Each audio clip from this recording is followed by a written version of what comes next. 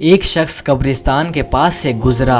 اس شخص نے کسی قبر سے یہ آواز سنی کہ مجھے نکالو میں زندہ ہوں۔ جب ایک دو مرتبہ اس نے آواز سنی تو اس کو یقین ہو گیا کہ یہ آواز برحق ہے، تو قریب ہی گاؤں میں گیا اور لوگوں کو اس آواز کے متعلق بتایا اور کہا کہ تم بھی چلو ساتھ اور اس قبر سے آواز جو آ رہی ہے اس آواز کو سنو۔ چنانچہ گاؤں کے کچھ لوگ اس کے ساتھ آ گئے اور آواز سنی تو سب نے یقین کر لیا کہ یہ واقعی قبر کی آواز ہے، یہ واقعی میں قبر سے آواز آ رہی ہے۔ سب کو یقین ہونے کے بعد مسئلہ پوچھنے کی فکر لاحق ہوئی کہ پہلے علماء کرام سے یہ مسئلہ معلوم کرو کہ قبر کھودنا جائز ہے یا پھر نہیں۔ چنانچہ لوگ محلے کی مسجد کے امام صاحب کے پاس گئے اور اس سے کہا کہ فلاں قبر سے آواز آ رہی ہے اور میت یہ کہہ رہی ہے کہ مجھے قبر سے نکالو، میں زندہ ہوں۔ تو امام صاحب نے کہا کہ اگر تو تم کو اس کے زندہ ہونے کا یقین ہو گیا ہے تو ٹھیک ہے، قبر کو کھولو اور اس کو باہر نکال لو۔ چنانچہ یہ لوگ ہمت کر کے قبرستان گئے اور جا کر قبر کھولی۔ اب جیسے ہی تختہ ہٹایا تو دیکھا کہ اندر ایک عورت ننگی بیٹھی ہوئی ہے اور اس عورت کا کفن گل سڑ چکا ہے اور وہ عورت یہ کہہ رہی ہے کہ جلدی سے میرے گھر سے کپڑے لاؤ، مجھے کپڑے پہناؤ، میں کپڑے پہن کر نکلوں گی۔ چنانچہ یہ لوگ فوراً اس کے گھر گئے اور اس کے گھر والوں کو سارا واقعہ بتایا، اس کے کپڑے اور چادر وغیرہ لے کر آئے اور قبر میں پھینک دیے۔ اس عورت نے کپڑوں کو پہنا اور چادر کو اپنے اوپر اوڑھا اور تیزی سے بجلی کی طرح قبر سے نکلی اور دوڑتے ہوئے اپنے گھر کی طرف بھاگی۔ گھر جا کر ایک کمرے میں چھپ کر اندر سے کنڈی لگا لی اور جو لوگ قبرستان آئے تھے دوڑ کر اس کے گھر پہنچے۔ معلوم یہ ہوا کہ اس نے کمرے کے اندر سے کنڈی لگا لی ہے۔ لوگوں نے دستک دی کہ کنڈی کھولو۔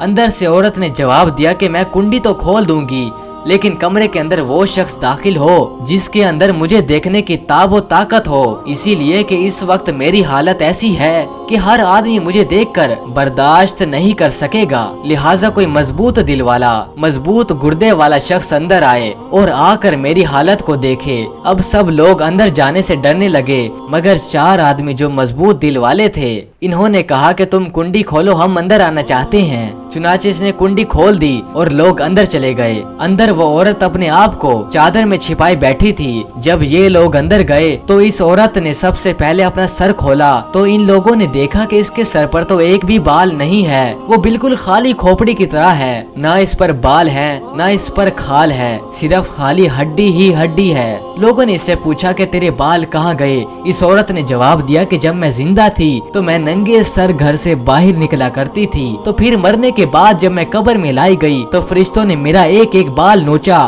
اور اس نوچنے کے نتیجے میں بال کے ساتھ کھال بھی نکال لی گئی، جس کی وجہ سے اب میرے سر پر نہ بال ہیں اور نہ ہی کھال ہے۔ اس کے بعد اس عورت نے اپنا منہ کھولا۔ جب لوگوں نے اس کا منہ دیکھا تو وہ اتنا خوفناک ہو چکا تھا کہ سوائے دانتوں کے کچھ نظر نہیں آیا، نہ اوپر کا ہونٹ موجود تھا اور نہ نیچے کا ہونٹ موجود تھا، بلکہ 32 کے 32 دانت منہ پر چڑھے ہوئے نظر آ رہے تھے۔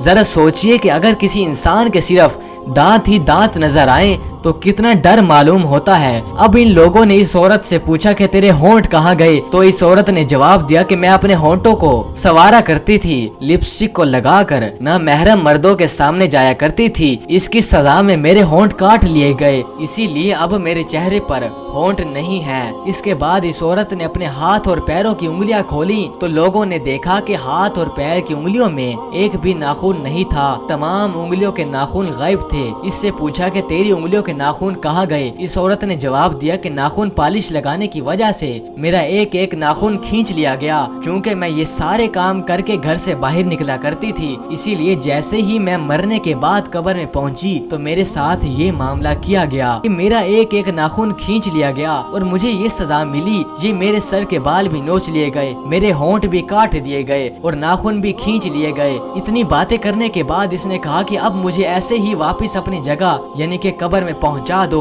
وہ بے ہوش ہو گئی اور مردہ بے جان ہو گئی جیسے لاش ہوتی ہے۔ چنانچہ لوگوں نے دوبارہ اس کو قبرستان میں پہنچا دیا۔ اللہ پاک لوگوں کو یہ عبرت دکھانا چاہتے تھے کہ یہ دیکھو اس عورت کا انجام کیا ہوا، اس کو کتنا ہولناک عذاب دیا گیا۔ میری بے پردہ بہنیں اس واقعے سے عبرت ضرور حاصل کر لیں اور اپنے اس قسم کے گناہوں سے توبہ کر لیں۔ عمر یہ ایک دن گزرنی ہے ضرور، قبر میں میت اترنی ہے ضرور۔